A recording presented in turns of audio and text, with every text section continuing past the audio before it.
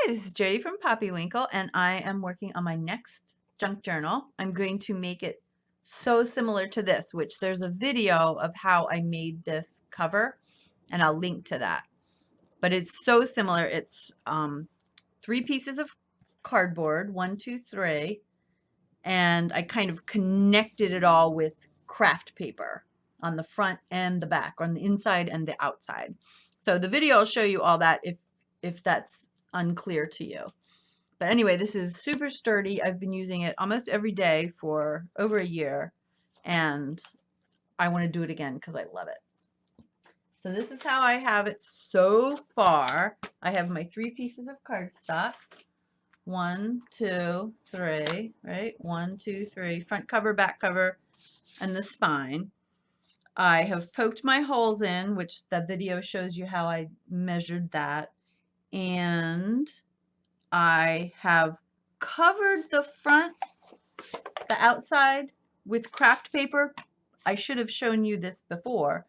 Before I did that, I glued a piece of fabric on the middle of the front and the back cover on the outside, glued it down real well, maybe about this far in, and made that glue, you know, let it dry, and then I put the craft paper on top. So now this is the front cover, you know, the outside cover. This is what's going to show. And so I used that to cover the ugly edges of that. But it is super solid, and that's going to be my tie. I wanted a tie closure on this one. That made me have to, so when you pull this over, you know, you just glue it down. But on this side, let's do this one. On this side, I had to cut here and here in order to be able to fold it over, right? Because if I had folded it over, then it would have caught this in it. So I just cut there and there, and so that's a nice smooth edge. That's still fine. It's glued down well. And so I'm going to go finish this up, and I'll be back. So here's my completed journal cover. We've got the outside. We've got a nice little tie closure. What I did after I folded those flaps down, I took another piece of craft paper and glued it down over top to cover all that ugliness in there. Then I had to go back over here and use my awl to poke the holes back in so they came all the way through, so I saw them over here. What I used to glue that craft paper down, you can get extra wide. I think this is 15 inches. You can get extra wide craft paper at the hardware store for really cheap rolls of it. But anyway, what I use to put it down is rubber cement. I buy it like this, and then I put it in a little jar so it doesn't get old, you know, doesn't get dried up. And so I just use it from the jar with a dedicated brush, because it does get sticky, but it keeps working as long as you use rubber cement. So it'll kind of like soften up. But anyway, so that keeps it from being all wrinkled up. So that paper down there, if I had used white glue, it might have gotten wrinkled up.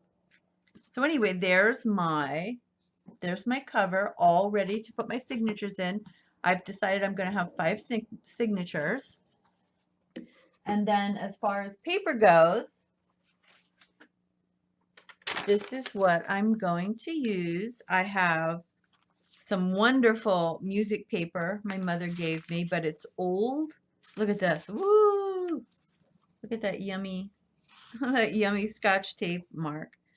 But it's kind of a little crackly when you fold it. It made me nervous, so I just ran some kind of neutral washi tape down there. So when I sew through it, it doesn't rip. I also use bags from takeout dinners, because I do try to use, you know, what's a junk journal, what's junk, that's everybody's opinion. But I try to use as much stuff that I have in my house as possible.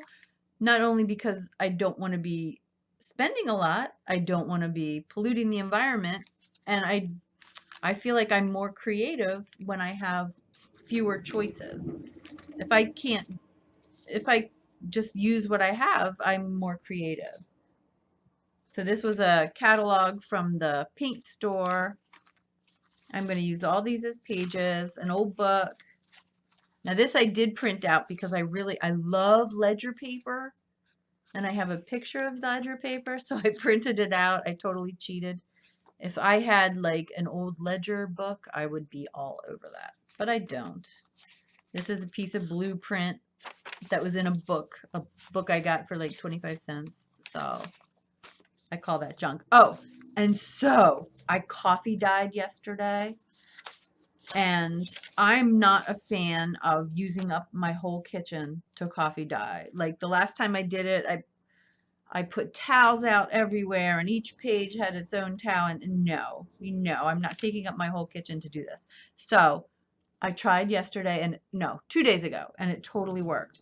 So I put the coffee in a jelly roll pan, dipped in 2 pages because they fit side by side. 1, 2, this, let's see, these two pages.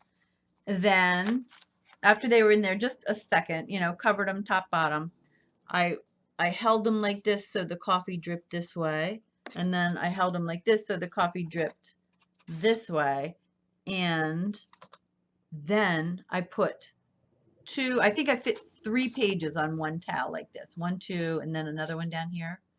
Then what I did, instead of going to a whole new towel, then I took pieces, dry pieces, and put them in between like a buffer. So I put them on top, dry pages, undyed. 1, 2, 3. Then I repeated it with the coffee dye, and I just kept going, and I thought, well, we'll see. We'll see if it works. I sort of expected it to be all mushed together because they were all stacked up in this one little area, you know, 2 by 3 or whatever it was, 2 by 2. But anyway, after about an hour, I started to take them apart, and everything came apart. No rips, no tears, no sticking to each other. I was so excited. And so then I just, at that point, after an hour, they were dry enough, and I just piled them up like this. And this is how they sat for 2 days. And here they are. So it was so fast, so crazy fast, so easy. And yay. So I'm not going to be afraid of coffee dyeing ever again because I figured out my way. Now, I'm not thrilled, you know, I'm not thrilled with how that looks. This is one of the ones that was like the blotter page, but I'm totally going to use this. I might not use it as a journal page, but I'm going to totally use it somewhere for sure. So yeah, that was a good thing. So I am going to rifle through my pages here, turn this into 5 different signatures because I have 1, 2, 3, 4, 5 places to put signatures. And next week I will show you how I put it all together, and I will reveal what I'm going to make, which I am so excited about. So thanks for watching, and I'll see you next time. Bye.